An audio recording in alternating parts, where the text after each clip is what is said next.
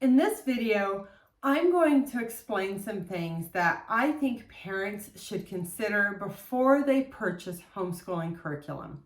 So my name is Jackie and I am the founder of HomeSchool ThinkTank, and I am also a certified life coach who specializes in helping homeschooling parents, and I'm a homeschooling consultant.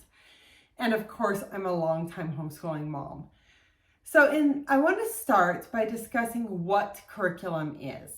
Because when you actually think about what it is and what the purpose of curriculum is, it's going to impact your choice in how you go about using the curriculum that you do purchase. So first of all, curriculum is basically a structured set of lessons that are designed to help a person learn something or to learn about a topic. So in the case of math, your curriculum is designed to help you learn maybe how to add, and then how to subtract, and then how to multiply and divide, and so forth. With reading curriculum, your curriculum is designed to teach a person how to read. And all the curriculum is designed to help you learn how to do something. So with that in mind, and understanding this is the purpose of curriculum, it will impact how you use your curriculum, because I think a lot of times as homeschooling parents, and especially as a new homeschooling parent, we tend to think homeschooling is about the curriculum, and it's never about the curriculum. Homeschooling is about helping your child learn. And in my opinion, homeschooling is actually about even more than that, because I look at homeschooling as a lifestyle. It's not just about the quote unquote schooling aspect of things or the educational aspect of things. It's also about family, about community, about sharing experiences with your child, all of those things. So when we choose curriculum, there are a few things we want to consider. The first thing I think you need to consider is the style of homeschooling that appeals to you. So maybe you want to use a classical education of schooling, or maybe you lean toward an unschooling approach, which actually people oftentimes don't even use curriculum for that approach. Or maybe you want to use a Montessori or a Charlotte Mason approach, or project-based learning, or unit studies. There are a lot of different styles of homeschooling, and in the link that goes with this video, you will find an article that goes with this video, but within that article, I have a link to another article about different styles of homeschooling, and there's also a video there with an overview for that. So if you are not familiar with all the different styles of homeschooling before you purchase curriculum, I think you're going to want to look at that, because you might decide to use a different approach, which means you're going to use different curriculum. Or maybe if you're an unschooler, you're not really using curriculum, you're using more games and experiential learning and things like that. So that's your first step. The second thing you want to consider are your family's values. So for some people, they are homeschooling for faith-based reasons. They might want to choose a faith-based curriculum. For others, they may have faith in their life, but that's not the reason that they're homeschooling. So they may be happy with a faith-based or secular curriculum. And for other people who don't want the faith-based curriculum, they're going to want a secular curriculum. And if you're new to the world of homeschooling, very frequently curriculum is faith-based, but there is more and more curriculum on the market that is not faith-based, that is more inclusive, that could be appealing to a person whether they are homeschooling for religious reasons or not. So you'll definitely want to be aware of that as you look into the curriculum that you are purchasing for your child, so that you get curriculum that is in alignment with what you want. Another thing you're going to want to consider as you choose curriculum is the parent involvement. Some curriculum is very parent intensive, while other curriculum, it might be an online curriculum, or it's a little easier for a child to do on their own. So clearly parents are always going to be involved in their child's education as a homeschooling parent, but you're going to want to be aware as to how much time is required from you, the parent, because some styles and approaches to homeschooling and some curricula are much more labor intensive on your part.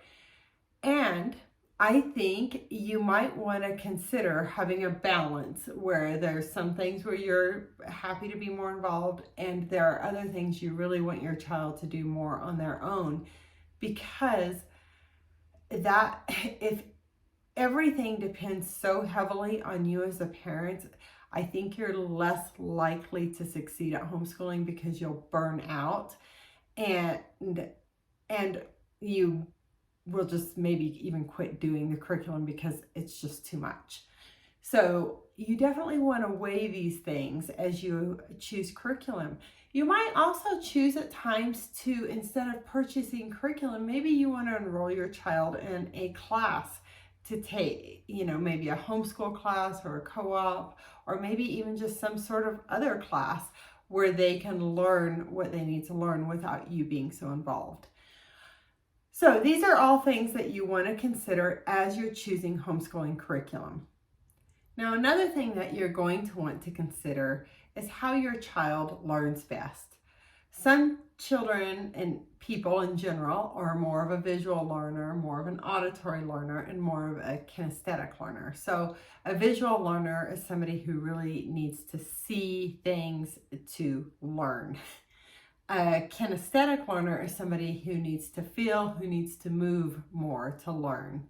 And then an auditory learner is somebody who needs to hear more. Now, in reality, we are all a combination of these things, unless clearly if you're deaf or if you're blind, or maybe you don't have a sense of touch, but most people have all of their senses and learn in all of the ways.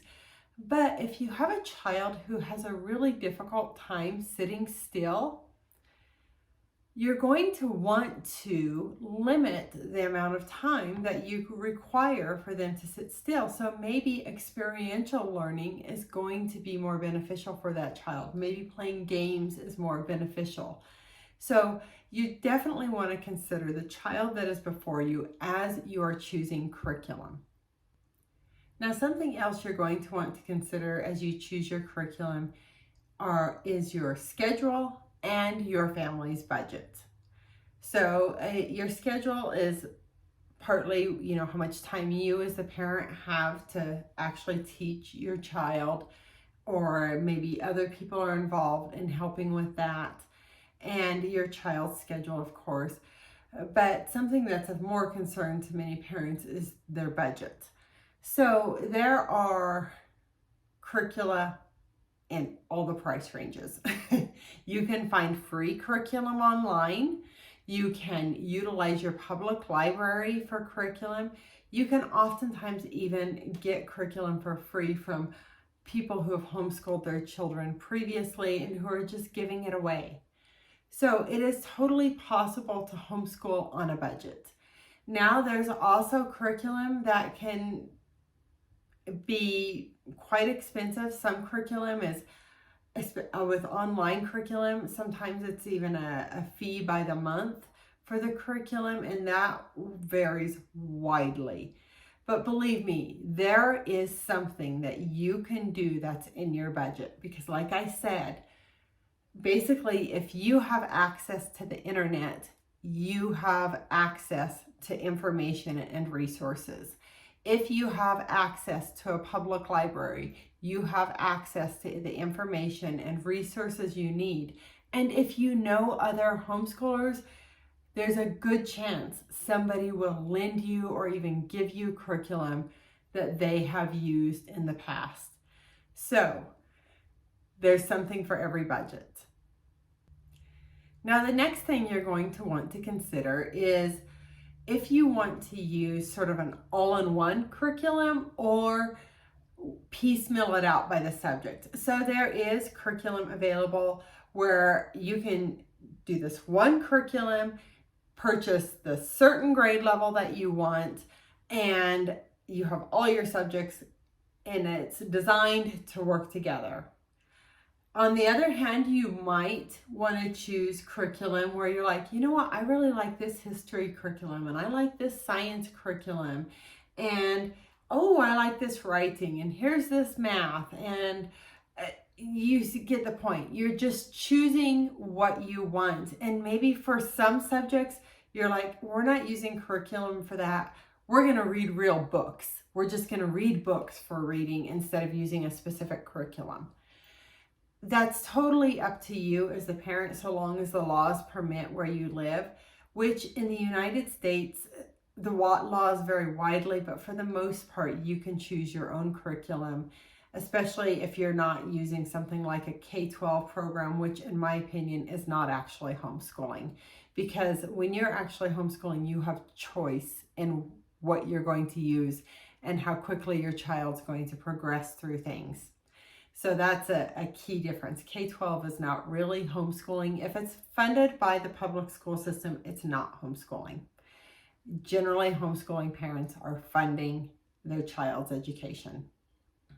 Now, the next thing I want to briefly touch on is the difference between circular learning and linear learning. Or circular may sometimes be called a spiral approach to learning.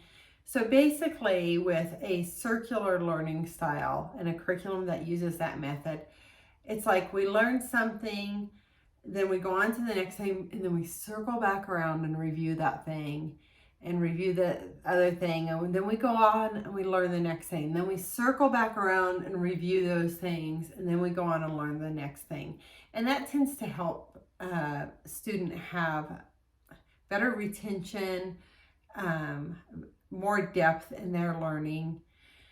And then there's linear learning, which is oftentimes how history is taught, where it's like, okay, we're going to do this era and then we move on. And we do this era and we move on. And we do this era and we move on.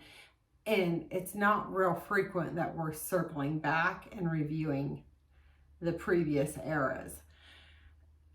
And now there certainly is probably history curriculum out there that does do that, but by and large, history tends to be very linear in the way that it is taught. So, like with math curriculum, this is something parents consider, whether they want a linear approach or a spiral approach or sort of a combination of them.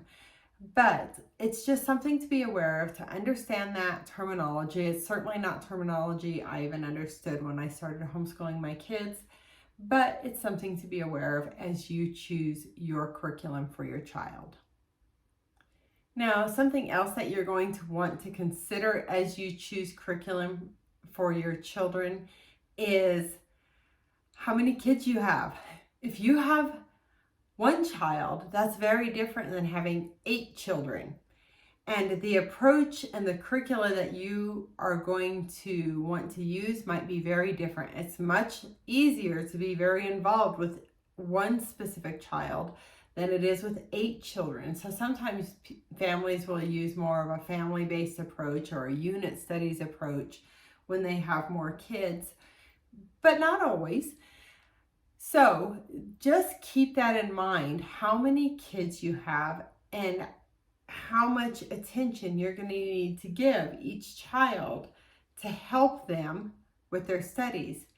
Now, you can also keep in mind that in a typical classroom, you're going to have like 20 to 30 kids, maybe even more, and there's one teacher helping all of these children. And even though they're all in the same grade, so to speak, I can assure you they are not all at the same level. So one teacher frequently teaches quite a few children, but it is a little bit easier when they're all closer together in age level, maybe. But you know, when you think back like to the one-room schoolhouse, well, older kids are helping younger kids. And if you have a large family, that can be the case for you as well, where the older kids are helping the younger kids. And in its own way, that is spiral-based learning because they're reviewing as they're helping the younger child. So that's just another thing to consider.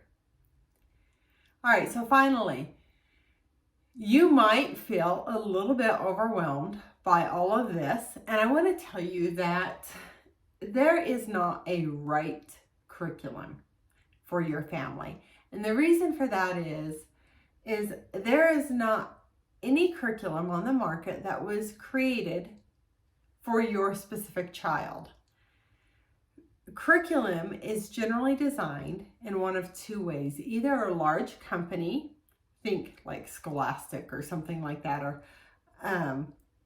designs a curriculum and they design it for the masses to help a lot of kids. Or in many instances, there's been like a homeschooling parent who has designed curriculum for their specific child, but it worked well and they shared their ideas with other people, and at some point they realized that this works for more than my child, and they've marketed it and sold it as homeschooling curriculum.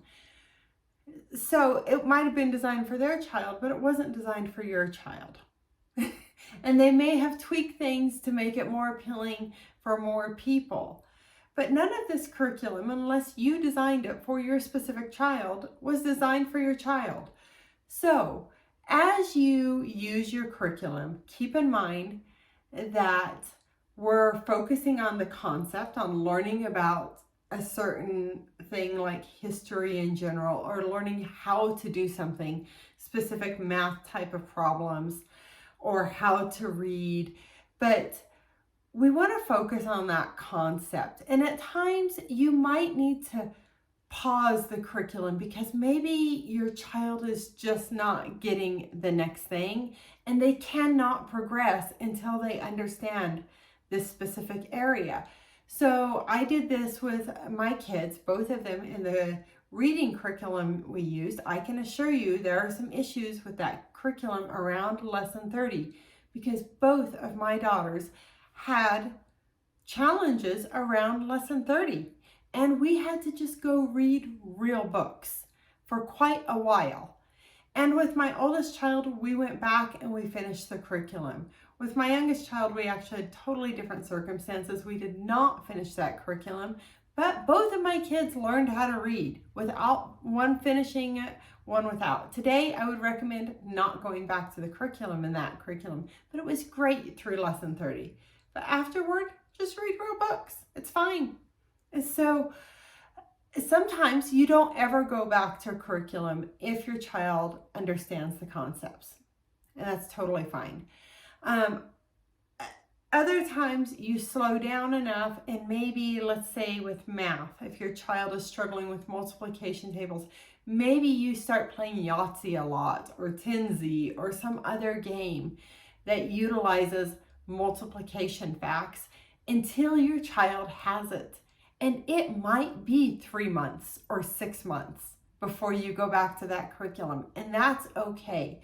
You do not have to get back to it quickly. What's important is the progression in your child understanding, and then we can come back and finish it if needed. If not, that's fine. We can get the next year's curriculum. Let's say you paused because your child was having difficulty with their 3s in multiplication, but then because you started playing games, they also learned their 4s, their 5s, and their 6s, and now you don't need to do that curriculum. It's okay. So remember, the point of curriculum is to help your child learn. You can use it as a springboard to learn about other things as well. It is never about finishing the curriculum. It's never about the curriculum. It's about learning the concepts that are presented within that curriculum and helping your child learn what they need to learn to be successful in life, and to give them a foundation so that whatever it is they want to do in the future, they're likely to succeed because they have a strong foundation, whether that be college or some other career that does not require a college education. All right, finally, I want to let you know that if you need help, I am a homeschooling consultant and I'm a certified life coach, and I specialize in helping homeschooling parents. So as a homeschooling consultant, I can help you choose your curriculum. I can help you get your schedule in order. I can help you with the how-tos of homeschooling your kids. But as a certified life coach, I can help you with the day in and the day out of not only homeschooling your kids, but the rest of your life as well. So as a life coach, I'm very future and present and future focused. So I'm not like a therapist. I don't deal with trauma, but I help you deal with the day in and day out of life. Like, what if your kid doesn't want to do this work? Now what? I'm feeling burned out as a mom. Now what? These are the types of things I really specialize in helping you with. So if you need help choosing curriculum, if you need help with your schedule, if you need help because you're feeling burned out, schedule a consultation with me. At the time that I'm recording this video, I offer free consultations. So check the link that's right underneath this video. So let's say you're watching it on XYZ video channel. There will be a link that takes you to the website. You might be watching this video right on Homeschool Think Tank's website. And if that's the case, click the link underneath here. And you will see how you can get access to my calendar and schedule your consultation. All right. Oh, and by the way, I offer individual coaching services, and I have a group program as well. So go to homeschoolthinktank.com to learn more about how I serve homeschooling parents. All right, you take care. Live and learn your way. My name is Jackie, and I am your host of the Homeschool Think Tank Parenting Podcast. Bye-bye.